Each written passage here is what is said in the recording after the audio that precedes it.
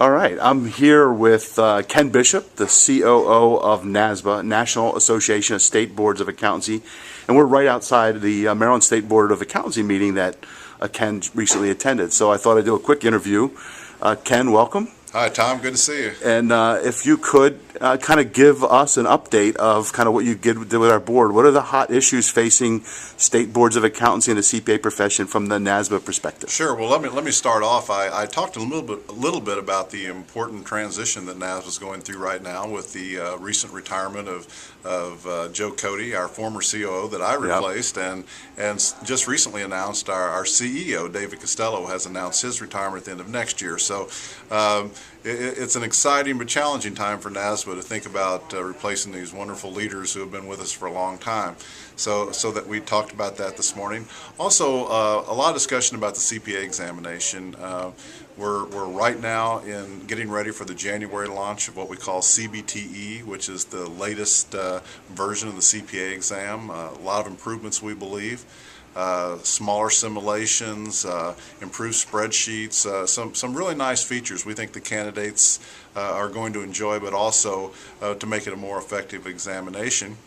And again, on the examination, we are also working now, in fact I'm in Baltimore now, to have meetings this afternoon negotiate a contract for the international delivery of the CPA exam. We have about 8,000 international candidates who sit for the CPA exam today, and many of them have to fly a long ways, thousands of miles to sit for the exam. So we're looking at the opportunity to let them sit like in Tokyo or in their hometown, wherever they live around the planet. So we're well along with those negotiations and hope that mid next year we'll be able to get that done. And that's great because it's important about the CPA designation in a global world. This kind of gives us a little bit more of that global footprint, if you will, right? That's kind of. I was in Tokyo 2 weeks ago, and you're absolutely right, Tom. The CPA, just like the U.S. economy, is no longer within our boundaries. The U.S. business has nexus all over the planet. As the Chinese population, for example, as those individuals become a middle class and have wealth, they want their wealth protected, and who better protect that wealth than a U.S. CPA? Yeah. So to remain relevant worldwide, we have to get out there, and both NASBA, AICPA, and the CPA exam will be out there keeping the U.S. CPA name in front of folks all over the planet. Yep. Good stuff. What else do you see? I know. Well, I talked a little bit, as you know, about the current recession. And NASBA has a mandate and a responsibility to basically help our state boards of accountancy. And around the country, many state boards have had staff reductions. They've had their board funds swept, which we believe, frankly, is unconstitutional. It becomes a tax on CPAs. So NASBA has been at the forefront, going around legislatures around the country, fighting those battles, and in many cases being successful in protecting when a CPA pays a licensure fee. It doesn't become a tax in general revenue. It becomes a fund that regulates and helps their profession.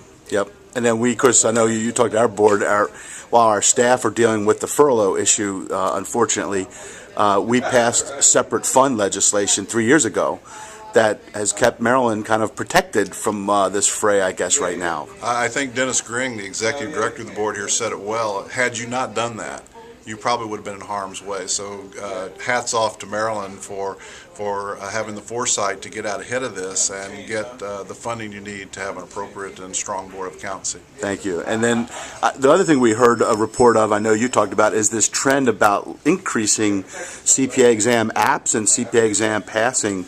Are you seeing that trend nationally? Obviously, we're proud to see Maryland's increase, but what are you seeing nationally? All around the country there has been double-digit, 10 to 14% increases year after year of the number of CPA candidates. Now that has slowed down as the population's gotten bigger, but the number of candidates is still pretty high. We look at what's coming in, up, and the pipeline in education is full all across the country. Accounting programs are full. In fact, we know a lot of schools that have raised the entry level to try to control the numbers because they're at capacity. So the profession looks bright.